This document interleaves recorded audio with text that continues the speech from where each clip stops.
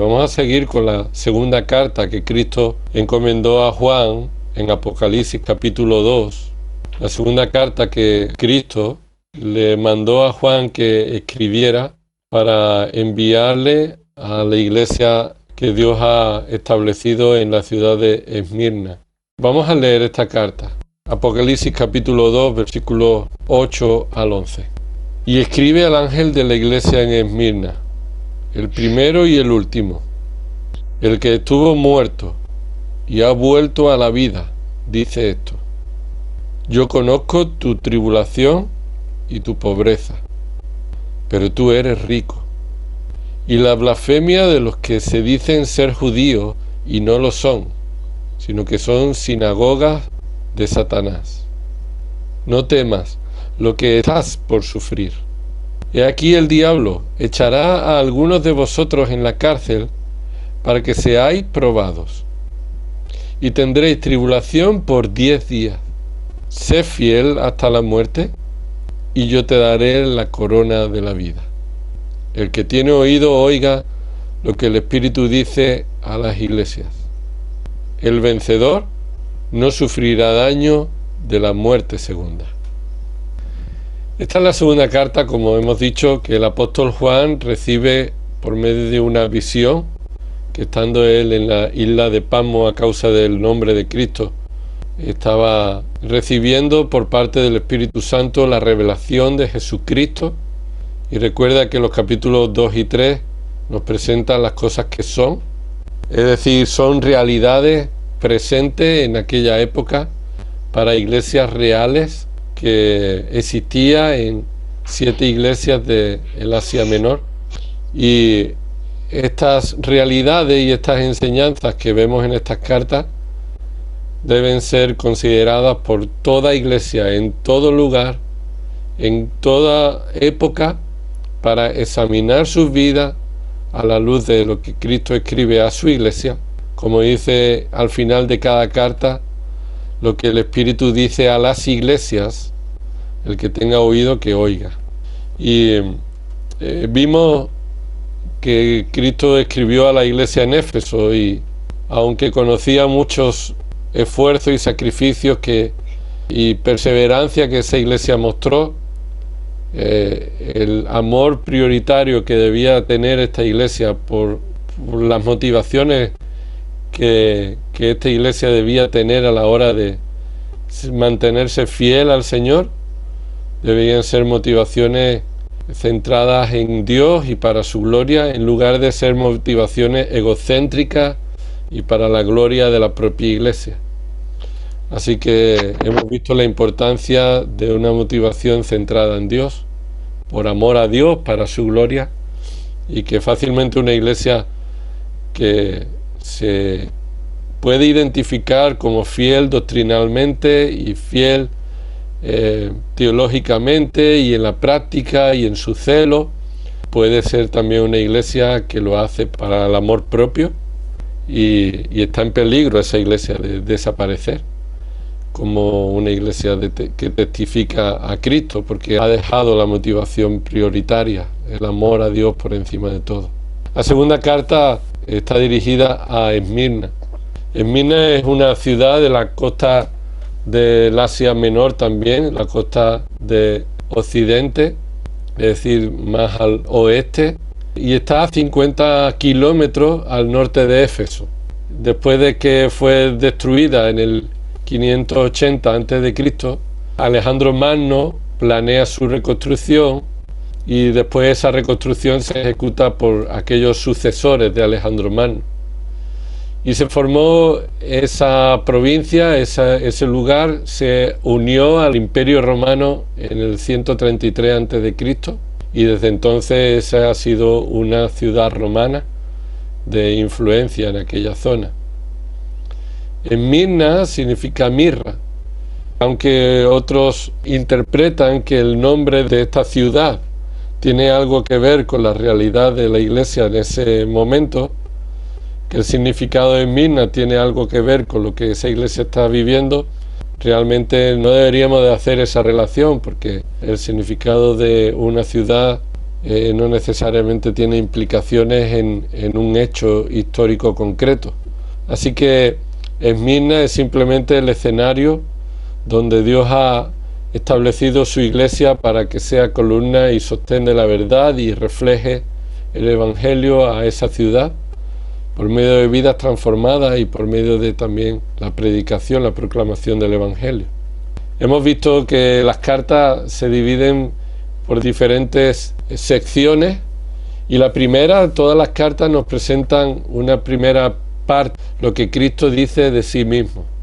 Y es lo que esta tarde vamos a ver con la ayuda del Señor, lo que Cristo dice de sí mismo. Porque la iglesia de Esmirna necesitaba recordar que aquel que le escribe la carta se presenta de una manera peculiar para ese contexto en el que Esmirna va a enfrentar. Y del mismo modo, tú y yo, como iglesia de Dios, o como una iglesia local de Dios aquí en esta ciudad, tú y yo debemos recordar cómo Cristo se presenta a sí mismo y cómo Cristo, lo que Cristo dice de sí mismo es fundamental para tu vida y para la mía. Lo que Cristo dice de sí mismo es fundamental para tu vida y para la mía. ¿Qué dice Cristo de sí mismo? Versículo 8. Podríamos decir, hay 4 cosas que dice, 4 palabras prioritarias, importantes, pero hay 2 frases. Hay 2 frases que Cristo se presenta a sí mismo. La primera frase la podremos ver, el primero y el último. El primero y el último. Esa sería la primera parte de la frase, porque continúa diciendo la segunda parte de la frase, el que estuvo muerto y ha vuelto a la vida.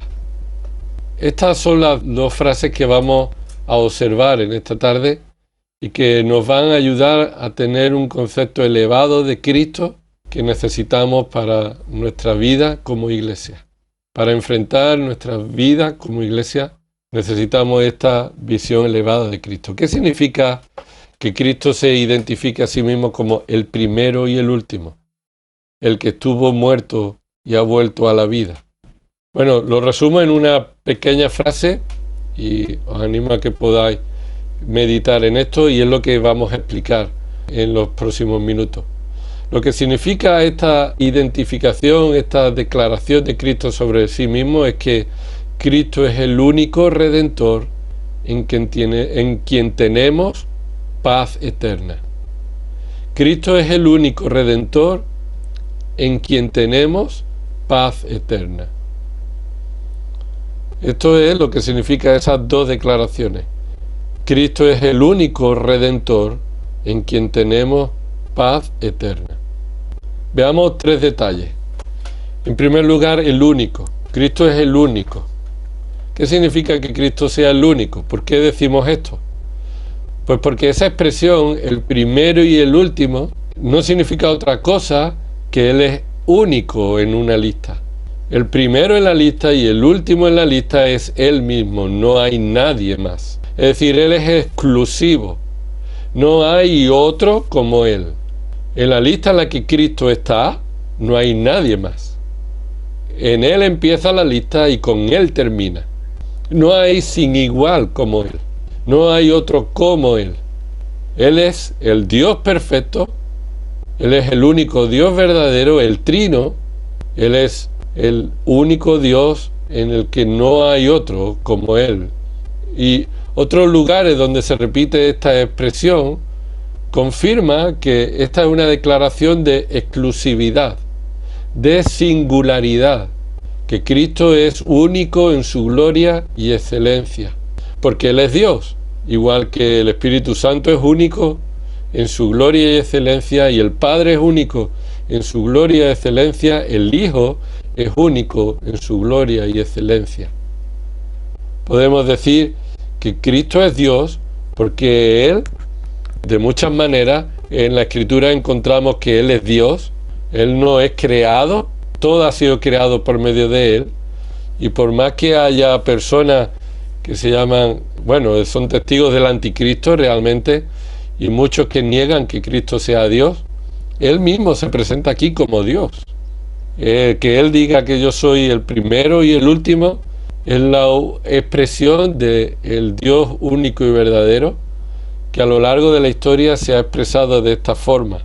Y no dice que simplemente haya uno, sino que Él es singular. Es decir, no es que haya solamente uno, sino que Él es único en su gloria, en sus atributos, en sus perfecciones. Y mira lo que esto se ha dicho también anteriormente. En el capítulo 1, veamos versículo 10. Estaba yo en el Espíritu en el día del Señor y oí detrás de mí una gran voz como sonido de trompeta que decía: escribe en un libro lo que ves y envíalo a las 7 iglesias, a Éfeso, Esmirna, Pérgamo, Tiatira, Sardis, Filadelfia y Laodicea. Y me volví para ver de quién era la voz que hablaba conmigo. Y Juan dice: al volverme, vi 7 candelabros de oro y en medio de los candelabros vi a uno semejante al Hijo del Hombre, vestido con una túnica que le llegaba hasta los pies y ceñido por el pecho con un cinto de oro. Su cabeza y sus cabellos eran blancos como la blanca lana, como la nieve. Sus ojos eran como llamas de fuego. Sus pies semejantes al bronce bruñido cuando se le ha hecho refulgir en el horno, y su voz como el ruido de muchas aguas. En su mano derecha tenía 7 estrellas, de su boca salía una aguda espada de 2 filos, su rostro era como el sol cuando brilla con toda su fuerza. Pon atención aquí, versículo 17.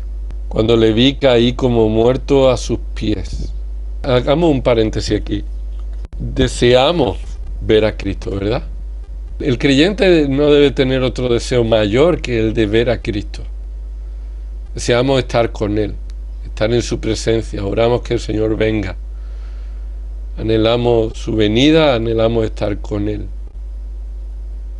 ¿Qué harás cuando veas a Cristo? Y sin duda este es un ejemplo de cuál será la reacción apropiada y inevitable cuando veamos a Cristo.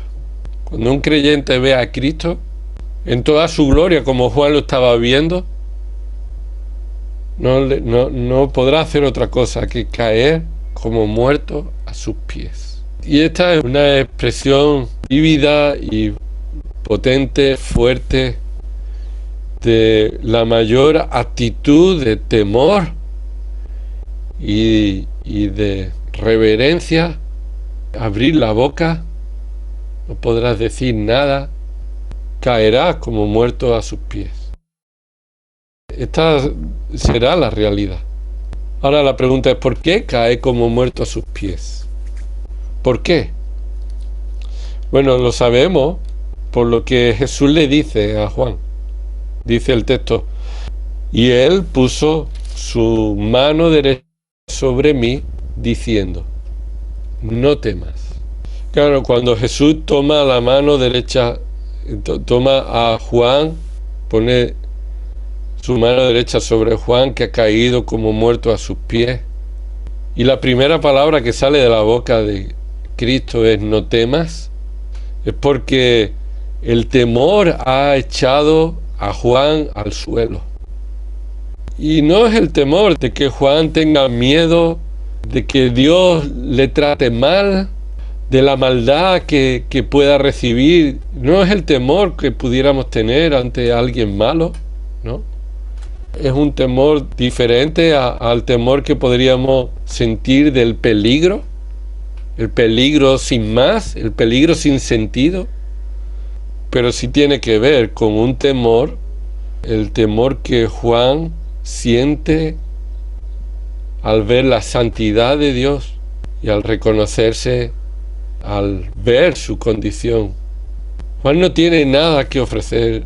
Juan ni se atreve a levantar la mirada. Juan cae como muerto a sus pies, reconociendo que merece el castigo justo de Dios. Ha visto la gloria y la santidad de Cristo y ha sentido una profunda convicción de su verdadera realidad pecaminosa. Y hermano, tú y yo todavía no somos conscientes de lo malos que somos. Todavía no somos conscientes de la gravedad de nuestro pecado. Nos conocemos pecadores, pero todavía no sabemos los pecadores que somos. Y esta es la expresión de Juan de saberse el mayor pecador. Y puede encontrar un paralelo en Isaías capítulo 6, cuando Isaías tiene una visión de Dios en su trono, en su santidad, y los ángeles cantando santo, santo, santo, y Isaías cae como muerto de nuevo. Y él declara: ay de mí, que soy un hombre impío en medio de un pueblo impío. ¿Por qué le dice Jesús a Juan: no temas? Es impresionante esta realidad espiritual, porque Juan es consciente de que, como dice el Salmo 130, si Dios mirara nuestros pecados, ¿quién, oh Dios, podría mantenerse en pie? Y Juan no quiere olvidarse, no puede olvidarse, es consciente que no puede tapar, que no puede presentar nada delante de Dios para que pueda ser librado de las consecuencias de su pecado. No digo que Juan aquí se convirtió, no, Juan fue salvado por la gracia de Dios en Cristo. Lo que Juan experimentó aquí fue una convicción profunda de cuán grande era su pecado, y el temor que eso le hacía estar delante del Dios 3 veces santo. Pero las palabras de Jesús son: no temas, no temas. Jesús dice no temas por una razón, míralo. Versículo 17, no temas. ¿Por qué? Dice no temas. Y esta es la razón por la que Jesús le dice a Juan que no tema. Yo soy el primero y el último, y el que vive, y estuve muerto, y he aquí estoy vivo por los siglos de los siglos, y tengo la llave de la muerte y del Hades. Esta misma realidad, estas mismas palabras parecidas, pero este mismo mensaje es la presentación que Cristo usa para la iglesia de Esmirna. Y lo que significa en el capítulo 2, versículo 8, es lo mismo que significa en el capítulo 1, versículos 17 y 18. ¿Qué significa que Cristo se presente y diga: yo soy el primero y el último, el que vive y estuve muerto y aquí que estoy vivo por los siglos? Pues esta es la razón por la que un pecador puede dejar de temer la ira de Dios, la ira justa de Dios. Porque Cristo es el único Redentor en quien tenemos paz eterna. Es el único Redentor en quien tenemos una paz duradera, una paz eterna, que no solamente nos salvó, sino que nos mantiene salvos y nos santifica y asegura nuestra salvación. De nuevo, hermanos, todavía no hemos llegado a ser lo que seremos, como dice Primera de Juan capítulo 3, se ha de manifestar lo que seremos por la obra de Dios en nosotros. Somos hijos de Dios y seremos transformados como hijos de Dios. Pero todavía no somos conscientes de qué nos ha salvado Dios. Y esto está creciendo en nuestra vida, debe estar creciendo en nuestra vida. Nuestro temor de Dios debe crecer, no debe menguar. Y va a crecer a medida de que veamos su santidad y reconozcamos nuestro pecado. Y esta es la realidad de la vida del creyente. La vida del creyente va creciendo en el temor del Señor a medida que reconoce la santidad de Dios y nuestra absoluta incapacidad para poder decir algo delante de Él, sino solamente temor por nuestro pecado. Pero lo único que puede consolarnos en medio de esta vida que seguimos pecando, de esta vida en la que seguimos luchando con el pecado, es saber el consuelo de las palabras de no temas. ¿Por qué? Porque yo soy el primero y el último, el que vive y estuve muerto, pero estoy vivo por los siglos de los siglos. Esta es la realidad. Cristo es el único Redentor en quien tenemos la paz eterna. Mira conmigo, acompáñame a esta declaración en Isaías 44. Cristo es el único. Cuando Él dice, yo soy el primero y el último, significa que Él es singular, en gloria, en santidad, pero también en perdón, en misericordia, en gracia. Cristo mismo se describe. Escucha, Isaías 44, los versículos que vamos a leer, Cristo mismo está hablando. Y dice ahí, versículo 1, mas ahora escucha a Jacob, siervo mío, Israel a quien yo he escogido. Así dice el Señor que te creó, que te formó desde el seno materno y que te ayudará. No temas. No temas, Jacob, siervo mío, ni tú, Jesurún, a quien he escogido, porque derramaré agua sobre la tierra sedienta y torrentes sobre la tierra seca. Derramaré mi espíritu sobre tu posteridad y mi bendición sobre tus descendientes. Ellos brotarán entre la hierba como sauces junto a corrientes de agua. Este dirá, yo soy del Señor. Otro invocará el nombre de Jacob y otro escribirá en su mano del Señor soy y se llamará con el nombre de Israel. Continúa diciendo, y dice el versículo 6, así dice el Señor, el Rey de Israel, y su Redentor, el Señor de los ejércitos. ¿Quién es este? Este es Cristo. Cristo está hablando y está diciendo esto, el Rey de Israel, el Redentor de Israel, el Señor de los ejércitos. Yo soy el primero y yo soy el último. ¿Y qué significa esto? Y fuera de mí no hay Dios, no hay Dios. ¿Y qué significa esto? ¿Y quién como yo? Que lo proclame y lo declare. Sí, que en orden lo relate ante mí. Desde que establecí la antigua nación, que les anuncien las cosas venideras y lo que va a acontecer. No tembléis ni temáis. ¿No lo he hecho oír y lo he anunciado desde hace tiempo? Vosotros sois mis testigos. ¿Hay otro Dios fuera de mí o hay otra roca? No conozco ninguna.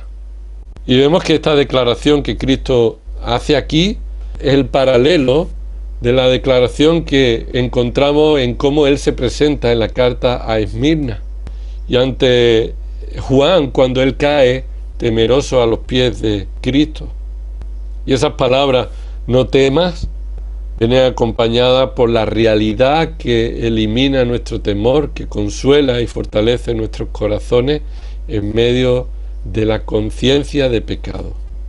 Cuando somos conscientes de nuestro pecado es la peor noticia que podemos reconocer. Y es la realidad. Nos hemos estado engañando durante mucho tiempo de que éramos mejores de lo que somos. Y cuando somos conscientes de nuestro pecado por la obra del Espíritu, es la peor noticia que podíamos tener. Porque esto nos desarma en nuestra justicia propia y nos coloca bajo la justa ira de Dios. No hay nada aprovechable de nosotros. No hay nada en nosotros que Dios pueda aprovechar, que Dios pueda mejorar. Todo lo que hay en nosotros es pobredumbre. Pero quien nos consuela y dice yo soy el primero y el último es el Redentor, versículo 6. Yo soy su Redentor. Y anteriormente ha hecho afirmaciones absolutas. El Señor se ha descrito a Jacob, le ha dicho tú eres mi siervo y le ha descrito las obras que él ha hecho. Versículo 1, yo he escogido. Versículo 2, Isaías 44, 2, te creé, te formé, te ayudaré. Versículo 3, te he escogido de nuevo, derramaré agua, derramaré mi espíritu, derramaré bendición. El versículo 3. Esta es la demostración de que Dios es el proveedor para nosotros como el Dios Redentor en quien podemos estar consolados y fortalecidos después de haber reconocido nuestro pecado. Así que Él es único. No temas, nos vuelve a decir. El temor de Isaías, el temor de Juan, debe ser el temor del creyente. Hermano, tú y yo debemos temblar delante de Dios al considerar nuestra vida, nuestro corazón, nuestra responsabilidad de nuestro pecado. Pero ante ese temor, la respuesta de nuestro Redentor es: yo soy el único, yo soy el primero y el último. No hay Dios fuera de mí, no hay roca. Soy el único Dios, la única roca en quien podemos estar sin miedo. Y por eso a esta iglesia de Esmirna, que se va a enfrentar a tribulaciones, dice, volvamos capítulo 2, versículo 9 de Apocalipsis: yo conozco tu tribulación y tu pobreza y la blasfemia de los que dicen ser judíos y no lo son, sino que son sinagogas. Le vuelve a repetir este consuelo, versículo 10, no temas. Así que observa que no es casualidad, hay una intención de que Dios se presente a sí mismo como el primero y el último, el que estuvo muerto y ha vuelto a la vida, en el versículo 8, porque el mensaje hacia esta iglesia es la misma que le dijo en el capítulo 1, versículo 17 a Juan, y que hemos visto en Isaías 44. No temas, no temas. Y él está diciendo ahí: no temas lo que está por sufrir, y lo veremos más adelante, la próxima semana, si Dios quiere. Pero esta es la realidad, hermano, que tú y yo debemos considerar. ¿Quién es Cristo? Y para entender cómo Cristo se presenta aquí, debemos entender también quién soy yo delante de Él. ¿Cómo debo yo responder y actuar delante de Cristo? Probablemente cuando veamos a Cristo, nuestra reacción sea igual que la de Juan. Y así debería ser, no debería extrañarnos de que ver a Cristo, entonces tendríamos la conciencia real que hoy no tenemos de cuán pecadores somos. Y a medida que crecemos en nuestra conciencia de pecado, entonces también crecemos en nuestra conciencia de Salvador. Cristo es un mayor Salvador del que tú y yo creemos todavía. Un mayor Salvador del concepto que nosotros todavía tenemos de Él. Y esto nos debe consolar y animar para enfrentar cada circunstancia que el Señor provea en nuestra vida. Y enfrentar también los problemas en nuestra vida que vienen por nuestro pecado o que vienen por el pecado de los que nos rodean. Céntrate en Cristo como el único Redentor. Y observamos lo segundo que vemos ahí.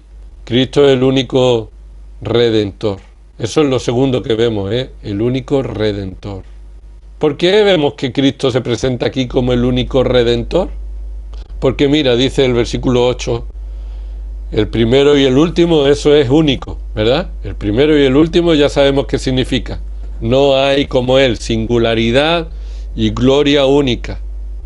Pero lo segundo que se nos dice es esto: el que estuvo muerto. Y aquí debemos parar un momento. ¿Qué significa el que estuvo muerto?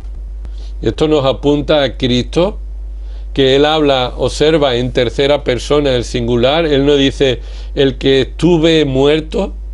Él no habla de sí mismo en primera persona. Yo estuve muerto, como lo hace en el capítulo 1, versículo 18, que dice ahí, estuve muerto, yo.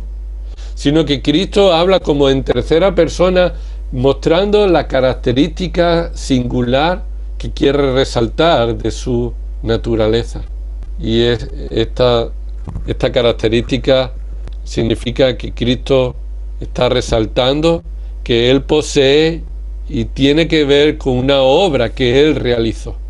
Una obra que Él realizó y que solo Él posee.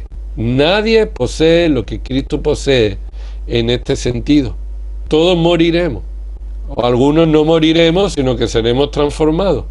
Pero nadie murió como Él. Nadie murió como Cristo. La muerte de Cristo no fue justa. Y no solamente porque no hubo garantías judiciales. Nos referimos que Él no tenía deuda morales, Él no tenía deuda con la muerte, no tenía deuda con la justicia de Dios. Él no cometió pecado. Así que la muerte de Cristo indica que Él se presenta como mediador, como único Redentor. El que estuvo muerto, dice ahí, el que estuvo muerto, lo presenta como el Cordero de Dios que habiendo estado preparado desde antes de la fundación del mundo, Él cumplió la voluntad del Padre y la cumplió hasta la muerte. Estuve muerto. Indica un estado en el que se encontró en un momento de la historia. Es decir, la muerte de Cristo fue posible por el plan predeterminado de Dios y su previo conocimiento. Lo vemos en Hechos capítulo 2, versículo 23. La muerte de Cristo fue posible porque Dios lo había predeterminado y había preparado a Cristo como el Cordero. La muerte de Cristo fue ejecutado por los pecadores, como vemos también allí en Hechos 2, 23. Pero vemos que también Él mismo hizo realidad su muerte. Él entregó su espíritu, dice Juan 19, 30. Que Cristo entregara el espíritu en la cruz significa que Él murió cuando Él quiso. Nadie me quita la vida. Yo mismo, dijo Jesús, de mi propia voluntad la pongo. Tengo poder para ponerla y tengo poder para volverla a tomar. Así que Cristo se presenta como el único Redentor. La redención de Cristo nos consuela. La redención de Cristo nos quita el temor, no para seguir pecando, sino para saber que si somos librados de las consecuencias de nuestro pecado es porque tenemos un Redentor único. Por más que tengamos conciencia de pecado, nuestro Salvador será más glorioso. Por más que sea el pecado que haya en nosotros, nuestro Redentor es por encima de eso. Es perfecto en redención. Cuando crecemos en la gracia, en el conocimiento de Dios, esto eleva nuestro concepto de Dios, de Él mismo, y esto nos humilla, nos lleva a reconocer nuestra condición pecadora, la realidad de lo que somos y poseemos. Como hemos dicho antes, nos damos cuenta de que somos peor de lo que pensábamos. Y esa es nuestra frustración muchas veces. Somos conscientes de que los que nos rodean son peores de lo que ellos creen. Pero lo que nos frustra en realidad y lo que más nos cuesta reconocer, y solo por la obra del Espíritu Santo crecemos en esta conciencia, es que en realidad nosotros somos peores de lo que pensábamos. Y no pasa un día en el que busquemos algo en el que encontremos satisfacción por nosotros mismos. Qué bien me ha salido esto, o qué bien he hecho esto, qué capaz he sido de hacer aquello. Pero estas realidades que nos presentan a Cristo como el único Redentor y que a nosotros nos humillan, nos muestran que en realidad somos peor de lo que pensamos. Sabíamos que éramos pecadores, pero no sabíamos que éramos tan pecadores. Sabíamos que teníamos una deuda con Dios, pero no sabíamos que la deuda era tan grande. Y esto nos hace tener una conciencia de cuánta condenación merecíamos. Pero también hace que veamos a Cristo cuán glorioso es en su obra redentora. El Redentor único y suficiente de nuestra salvación nos dice: no temas. Te dice: no temas. Yo soy único porque estuve muerto. Y yo soy el Redentor que entregué mi vida, derramé mi sangre para comprar la libertad de aquellos que estaban en la esclavitud del pecado, para librarlos de la ira justa de Dios. Y eso nos lleva a la tercera idea, que Jesús se presenta aquí. Hemos visto, lo primero es que Él es único, es el primero y el último, no hay nadie como Él, Él es singular en toda su gloria y excelencia, pero se resalta y se presenta único como Redentor, aquel que ocupó el lugar en la muerte de aquellos que deberían haber muerto en la cruz, para ahora llevarnos a esta tercera realidad, y es que en Él tenemos paz eterna. Solo en Él tenemos paz eterna. Y esta es la expresión que se muestra aquí: y ha vuelto a la vida. Y ha vuelto a la vida no se puede separar de la afirmación anterior. El que ha muerto, dice versículo 8, el que estuvo muerto y ha vuelto a la vida. No se puede separar esas dos realidades. Y la primera nos presenta a Cristo como Redentor, entregando su cuerpo, su vida, su sangre, ocupando un lugar en el patíbulo que nosotros merecíamos, pero haciendo un Redentor eficaz. ¿Por qué la muerte de Cristo es eficaz? Porque Él volvió a la vida. Porque su muerte no fue por sus pecados.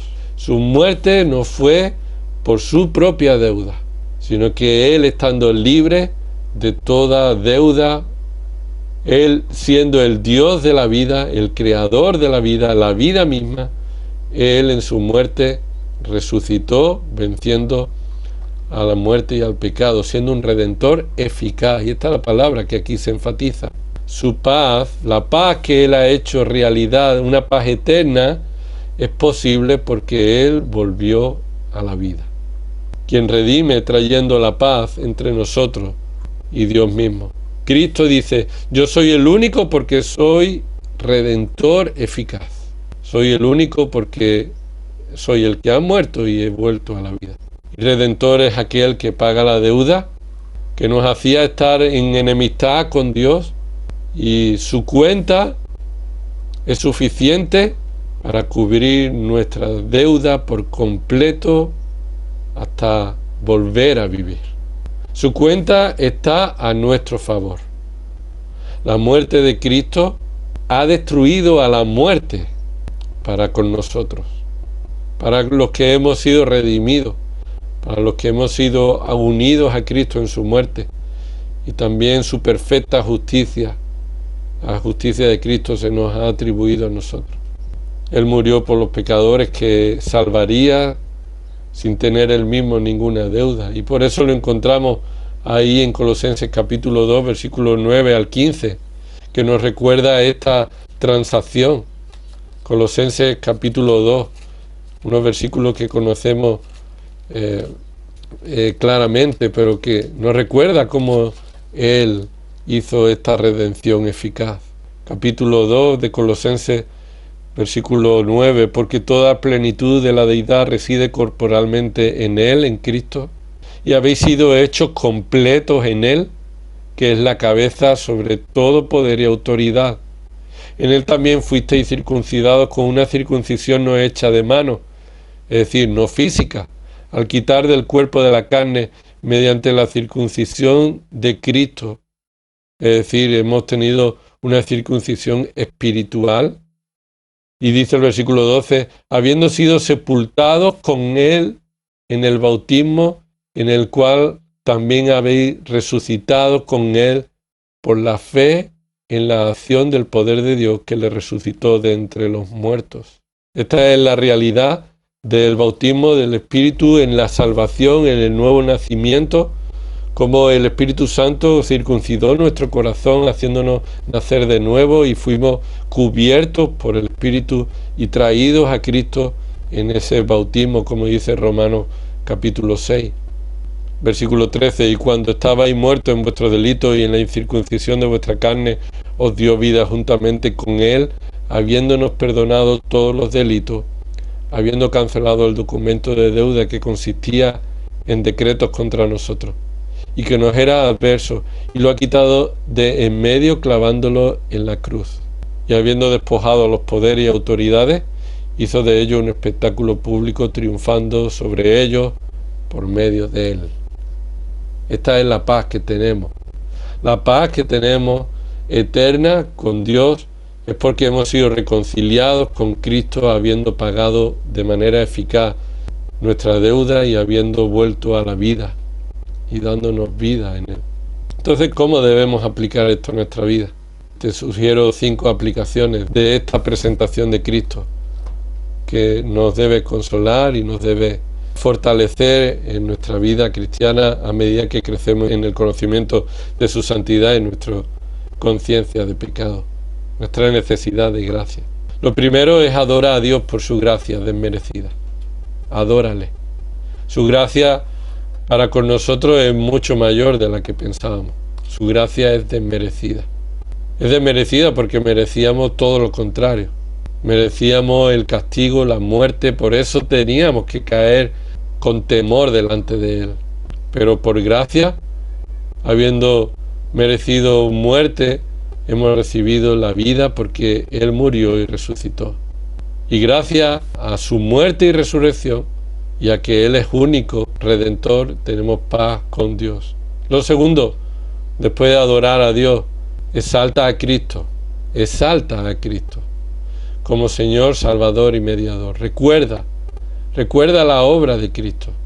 Cristo se presenta a sí mismo a su iglesia en un concepto parecería básico, pero es que la iglesia debe recordar quién es Cristo y debe exaltar a Cristo, que Él es único, suficiente, completo, perfecto, redentor, que su sangre y su muerte y su resurrección es lo único que puede librarnos y asegura nuestra salvación. En tercer lugar, agradece a Cristo. Agradece a Cristo su paz. Éramos enemigos de Dios y Dios nos ha hecho hijos suyos y ha hecho la reconciliación por medio de Cristo. Por eso agradece a Cristo cada día. Señor, te doy gracias porque tú has puesto tu mano sobre mí y me has dicho no temas, porque tú has hecho posible la reconciliación contigo. Dice Romanos 5:1 que habiendo sido justificados por medio de la fe, ahora tenemos paz para con Dios. ¿Por medio de quién? Por medio de nuestro Señor Jesucristo. Por eso agradece a Cristo su obra única y perfecta de redención. En cuarto lugar, predícate el Evangelio de Cristo. Predícate el Evangelio de Cristo. Porque no hay día en el que no te haga falta. No hay día en el que no te haga falta. Predícate este Evangelio de Cristo, que hace posible que tú puedas recordar quién es tu Señor, a quién pertenece, y no olvides ninguno de los beneficios que Dios te ha provisto. Recuerda el Salmo 103. Y el salmista dice, bendice alma mía al Señor, y bendiga mi ser su santo nombre. Y otra vez vuelve a repetirse, alma mía, bendice al Señor, y no olvides ninguno de sus beneficios. Y ahí puedes volver a leer ese salmo para recordar cómo son los beneficios que hemos recibido. Así que predícate el Evangelio.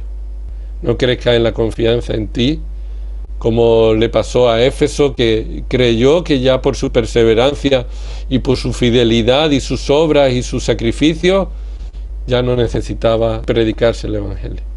Y en quinto lugar, predica el Evangelio de Cristo a otros. Por eso estamos aquí. Si Dios nos hubiera salvado y nos hubiera llevado directamente a la gloria, podríamos seguir cumpliendo que nos ha salvado para adorarle. Pero si estamos aquí es porque quiere y tiene el plan y nos ha mandado que le glorifiquemos por medio de la predicación del Evangelio. Así que después de predicarte el Evangelio, predica el Evangelio a otros. Expon a otros en su situación. Expon a otros a cuál es su principal problema y cuál es el único que puede librarle. Y presenta a Cristo como el único Redentor que te trae la paz eterna. Vamos a orar. Señor, gracias te damos, Padre, por cómo tú de nuevo te presentas a tu iglesia como quien eres y como quien hace realidad, Señor, nuestra identidad delante de ti. Si tú no fueras Redentor para nosotros, no tendríamos esperanza. Si tú no hubieras decidido por gracia salvarnos, seguirías mereciendo toda la gloria. Señor, pero tú has decidido por misericordia salvarnos. Y, Señor, ayúdanos a predicar a nuestra mente lo que tú nos revelas en tu palabra de quién eres tú y quién somos nosotros. Señor, y que esto traiga gloria a tu nombre y que nos humille esto cada vez más. Y que como iglesia prediquemos este Evangelio a todos los que nos rodean, Señor. Todo esto oramos en el nombre de nuestro Señor Jesucristo. Amén.